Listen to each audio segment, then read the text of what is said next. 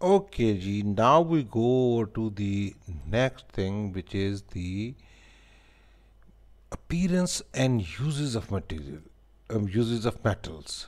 Based on their properties, materials are broadly classified into metals and non-metals. जो कोई भी materials होते हैं ना, कोई भी मटेरियल्स हैं, उनकी दो बड़ी बड़ी चीज़ों में उनको तकसीम किया जाता है, या दो उनकी क्लासेस या दो हिस्सों में उनको तकसीम किया जाता है। एक को कहा जाता है कि वो क्या हैं, मेटल्स हैं, और दूसरे क्या है, नॉन मेटल्स हैं। Look at the table below and the photographs to learn about the properties and uses of metals. अब हम नीचे वाले टेबल में हम देखेंगे कि मेटल्स, उनकी तस्वीरें भी देखेंगे, और फिर उनकी हम प्रॉपर्टीज़ देखेंगे, और उनके इस्तेमाल को देखेंगे हम कि what all हम will see the photographs of the metals, and we will see their properties, and then we'll see the uses of the metals. ये इस कॉलम में आपको प्रॉपर्टी नज़र आएगी और इसमें आपको एक्सप्लेनेशन नज़र आएगी। metallic luster, this is a property of a metal. What is metallic luster? Metals like gold and silver have a shiny appearance. यानी मेटल्स, जो कि सोना या चांदी जैसे जो मेटल्स होते हैं, उनकी सतह बड़ी चमकदार सी होती है। Metals like gold and silver have shiny appearance. Their shiny property is called metallic lustre. Metallic lustre यानी उनकी ये जो चमकदार होने की सलाहियत है, उसको बोलते हैं metallic lustre. These metals are used to make jewelry and other valuable articles. ये जो मेटल्स हैं, इनको हम इस्तेमाल करते हैं ज्वेलरी यानी कि जेवरात बनाने में, या दूसरी जो है कीमती चीज़ें बनाने में इस्तेमाल करते हैं।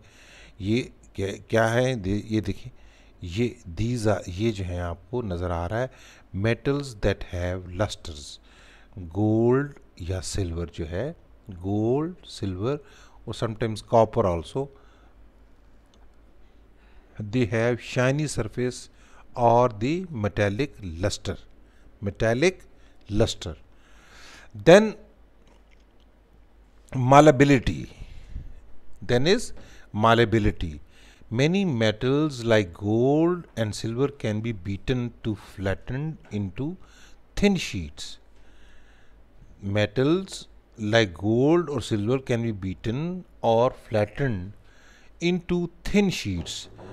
This property is known as malleability. यानी कुछ मेटल्स जो कि सोने या चांदी के हैं, इनको हम दबा के या प्रेस करके हम इनकी बारीक बारीक जो है परतें बना सकते हैं, इनकी बारीक बारीक परतें बना सकते हैं। इस प्रॉपर्टी को क्या बोलते हैं, मालेबिलिटी।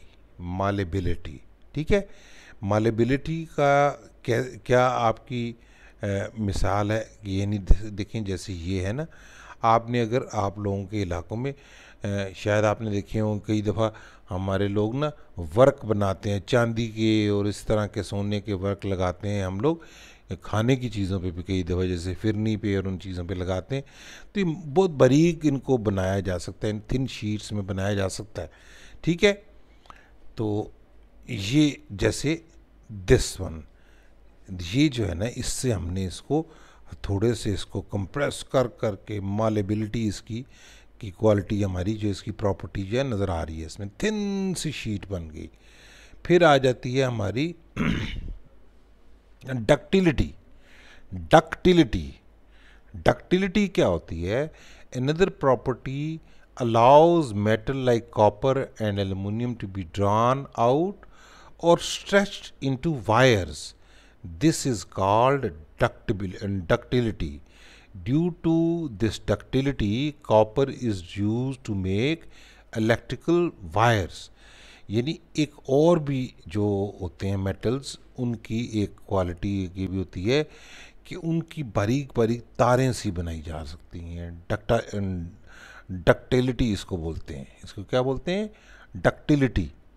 यानी इसीलिए हम एल्युमिनियम और कॉपर की इलेक्ट्रिक वायर्स भी बना सकते हैं। ठीक है, जैसे ये देखें आप, इसकी मिसाल ये, ठीक है, ये आपके पास wires are ductile, wires are ductile.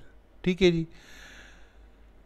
Sonorous, some materials make a ringing bell like sound when they are stuck.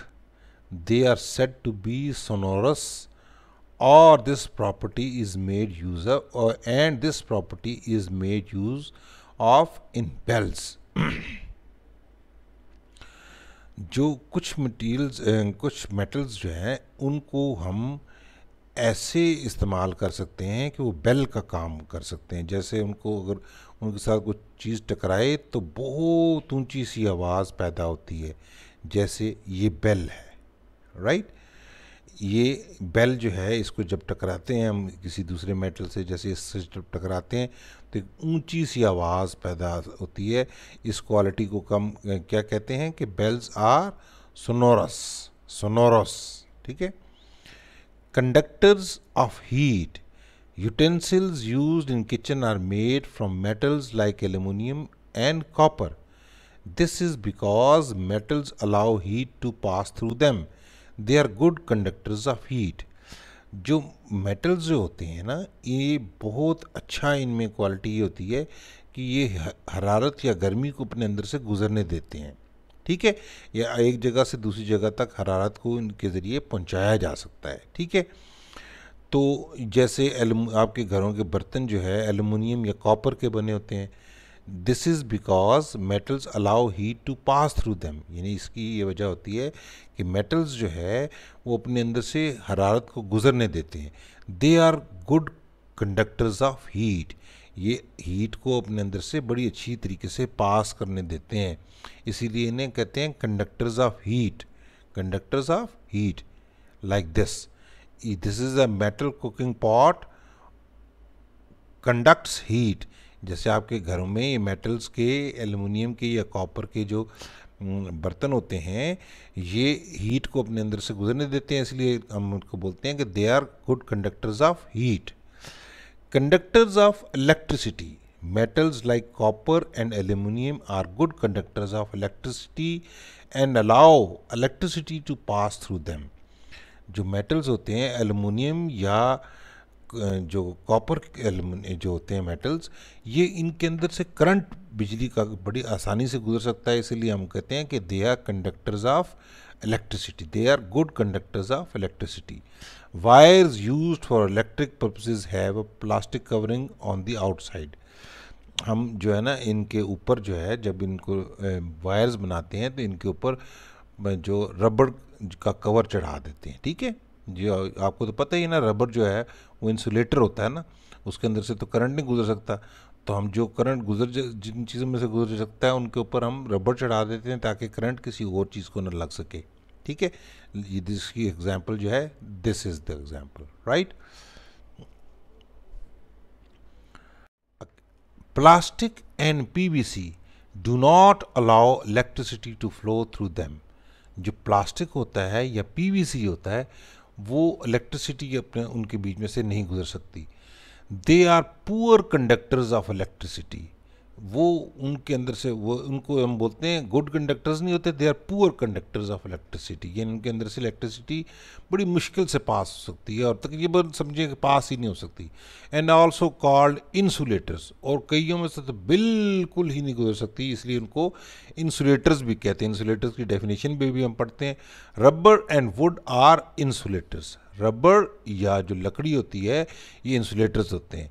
ये अभी देखें, ये आपकी ये मिसाल है, लकड़ी जो है ना, ये हमारी क्या इंसुलेटर है। वोकैबुलरी में हम पढ़ रहे हैं पीवीसी। पीवीसी का मतलब क्या होता है? Polyvinyl, chloride. Polyvinyl chloride, it is a type of plastic.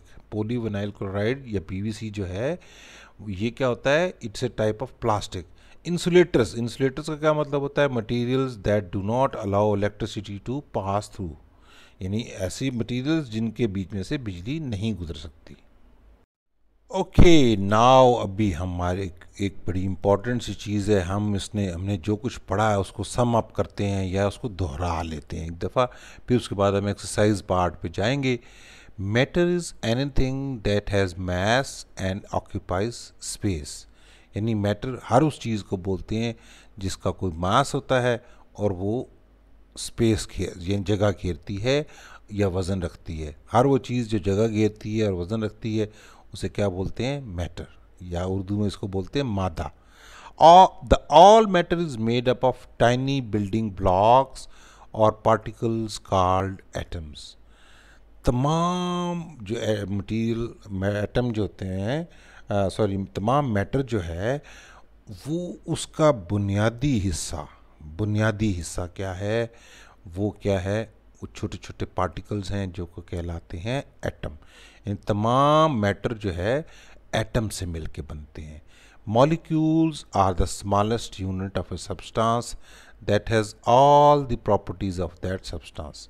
Molecules क्या होते हैं, किसी भी एक सब्सटेंस का एक मजमूआ होते हैं जिसमें वो तमाम उसी सब्सटेंस की वही वाली सेम क्वालिटीज़ की उसमें होती हैं, यानी एक ही किस्म के जो हैं एटम मिलके वो क्या करते हैं, मॉलिक्यूल्स बनाते हैं।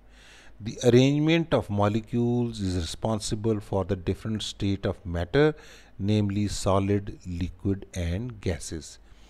जो मॉलिक्यूल्स की तरतीब जो होती है जो मैटर के बीच में, वो ही मुतय्यन करती है कि वो सॉलिड होंगे, लिक्विड होंगे या गैसेस होंगी। जैसे आपने पढ़ा है कि मॉलिक्यूल्स अगर नज़दीक होंगे तो वो मैटर जो है हार्ड होगा और वो सॉलिड होंगे, और अगर थोड़े से दूर होंगे तो वो लिक्विड होगा, और ज़्यादा दूर होंगे तो क्या हो जाएगा, गैस होंगे।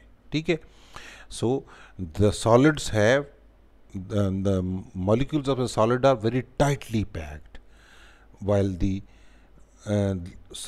molecules of liquid are comparatively less tightly packed, and the molecules of gases are at quite a distance from each other. Solids have a definite shape and volume. Solids जो होते हैं उनका वॉल्यूम और shape जो है same होती है। Liquids have a definite volume but no definite shape. Liquids का वॉल्यूम तो सेम ही होता है, मगर सेम ही हमेशा रहता है, मगर उनकी शेप हमेशा बदलती रहती है। They take the shape of container they are poured into, यानी लिक्विड्स जो होते हैं जिस भी बर्तन में डाल दिए जाएं या जिस चीज़ में डाल दी जाएं उनकी शेप वही हो जाती है। Gases do not have a definite shape और वॉल्यूम। गैसेस जो है उनके ना शेप ना वॉल्यूम, कोई भी चीज़ उनकी मुस्तकिल नहीं होती। Matter changes from one form और स्टेट टू अनदर।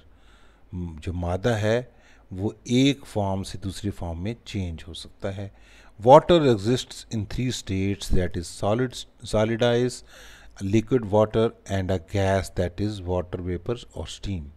जो पानी है वो तीनों जो है ना हालतों में रह सकता है। अगर वो सॉलिड होता है तो उसको हम आइस बोलते हैं, जब वो लिक्विड होता है तो हम उसको वाटर बोलते हैं, और जब वो गैस होता है तो हम उसको बुखारात या भाप कहते हैं। Most physical properties of matter can be easily observed and measured. जो मादे की जो ज़्यादातर जो हालात हैं हालतें हैं उनको हम देख सकते हैं और उनकी मेजरमेंट कर सकते हैं, उनको नाप सकते हैं, नाप तोल सकते हैं उनको। Classification is grouping of things and objects based on similarities and dissimilarities between them. Classification क्या होता है कि हम किसी चीज़ों को तकसीम करें किस बुनियाद पे कि उनके दरमियान में क्या आपस में चीज़ें, उनकी खसूसियात कौन सी कॉमन है या उनके आपस में अनकॉमन कौन सी चीज़ें हैं। उसकी बुनियाद पे हम अगर किसी ग्रुप्स बना दिए जाएं तो वो क्या कहलाते हैं, उनको क्लासिफिकेशन ऑफ मैटर कहलाती है वो। The choice of material used to make an object depends on its properties. The choice of material use to make an object depends on its properties. हम किसी भी जो है मेटल को उसकी खसूसियात की बुनियाद पर कोई ख़ास चीज़ बनाने के लिए इस्तेमाल करते हैं। Some important properties of materials are appearance, hardness and transparency. जो अहम जो किसी भी मटेरियल की जो है खसूसियात हो, उनमें क्या क्या चीज़ें हैं कि वो दिखते कैसे हैं, वो उनके वो कितने सख्त हैं, और उनके दरमियान से लाइट गुजर सकती है कि नहीं, ये ट्रांसपेरेंट हैं कि नहीं। Based on their properties materials are barely classified into metals and non metals. यानी अगर मटेरियल्स की जो खसूसियात की बुनियाद पे उनको बड़े तौर पे हम दो चीज़ों में तकसीम कर सकते हैं कि वो मेटल होते हैं या नॉन मेटल होते हैं। Depending on their properties metals can be used for a variety of purposes. यानी अपनी खसूसियात पे उनके की बिना पर मेटल्स को क्या है, हम बहुत सारे मकासद के लिए इस्तेमाल कर सकते हैं, मुख्तलिफ उनकी खसूसियात को देखते हुए।